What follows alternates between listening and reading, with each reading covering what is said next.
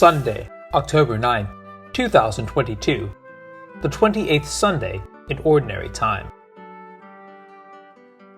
This Sunday's Gospel narrates the healing of 10 lepers. The significant part of it is that one Samaritan among the 10 returns to thank Jesus. We can run the risk of reducing the message of today's Gospel to a lesson of good manners, to remember to say thank you to those who help us. The invisible codes running in this narrative are stunning. Think of the Jews and Samaritans who have traditional enmity now living together once they contracted leprosy. Sometimes it takes adversity for us to forego our egos in the false securities and identities that we have built around us. An Indian village where people practice caste distancing suddenly began to be submerged in a flood in 2018. Some low-caste men reached out to a high-caste lady to help move her to safety. This lady, who would not have allowed any low-caste person to touch her, now had to literally sit on their shoulders to move to safety. Misfortunes make people forget the futile marginalization of others to feel proud about themselves. The story extends to our own faith lives as well. All of us, in one way or another, are scarred by the leprosy of sin. Whoever is not aware of one's own condition of being a sinner ends up considering oneself righteous and justified in condemning others to the margins. God has not created two worlds, one for the good and one for the wicked. But, be it in the present or in the future, He has created a unique world, wherein He calls all His children to live together, all sinners, all saved by His love. The numbers mentioned in the Gospel passage are not casual, but have shockingly meaningful purposes. There were 9 Jews among the lepers and 1 Samaritan. How do the Jews, who practice such ritual purity and cleanliness, end up having more lepers among them? The story is not just about leprosy, but about sin and marginalization. It says that there are more marginalized people from the Jewish religion than from the Samaritans. It also talks about the inability of the 9 to identify God's presence even when they were healed.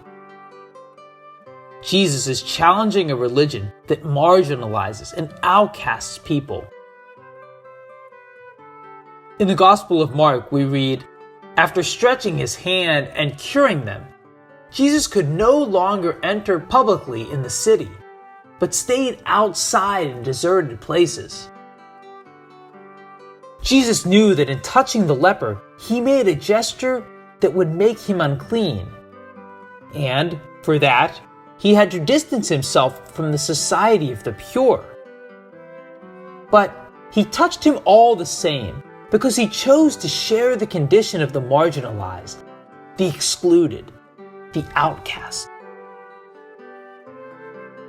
At the end, Jesus remains surprised.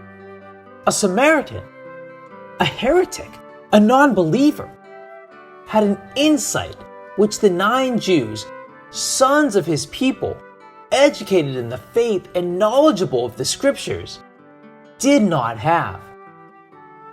Along the way, all 10 were aware that Jesus was a healer. The great news was immediately announced to the spiritual guides of Israel. God has visited His people. He has sent a prophet on par with Elisha. Thus, all 10 arrived to be healed. A new light brightened only in the mind and the heart of the Samaritan. He understood that Jesus was more than a healer. In His act of salvation, the leper captured the message of God. He, the heretic who did not believe in the prophets, had surprisingly intuited that God had sent him, whom the prophets announced. He opens the eyes of the blind. The deaf hear, the lame walk, the dead are raised to life, and the lepers are made clean. He is the first to truly grasp that God is not far from the leper. He does not escape or reject them. He knew what he must say to those who institutionalized, in the name of God, the marginalization of the lepers. Go beyond the religion that excludes, that judges, that condemns the impure person. In Jesus, the Lord appears in their midst. He touches and heals them. The message of joy is this: the impure, the heretics, the marginalized are not only closer to God, but they get to Him and to Christ. They get to Christ first and in a more authentic way than the others. Not everyone who healed is saved. One was saved, the one Samaritan who recognized Jesus as the Savior. The other 9 were only healed. Being healed and working miracles are not a guarantee to be part of God's kingdom. But faith is. The faith that Jesus is the Savior and is closer to the poor and marginalized, and that He will touch them personally and intervene in their lives.